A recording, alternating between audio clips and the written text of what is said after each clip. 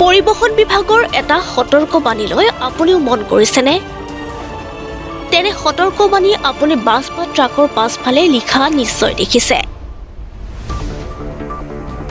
যিকোনো বাহন চলাওঁতে দূৰত্ব বজাই ৰখাটো নিজৰ জীৱনৰ লগতে আন আৰোহীসকলৰ বাবেও মংগলজনক। বাহনৰ পাছফালে কিপ ডিষ্টেন্স অথবা অলৱেজ কিপ ডিষ্টেন্স লিখা নিশ্চয় আপুনি দেখিছে।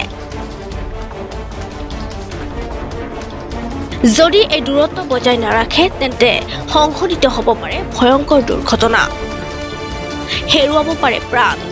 তেনে এটা ভাইৰেল ভিডিঅ'ই সামাজিক মাধ্যমত খলকনি তুলিছে। এয়া চাওক।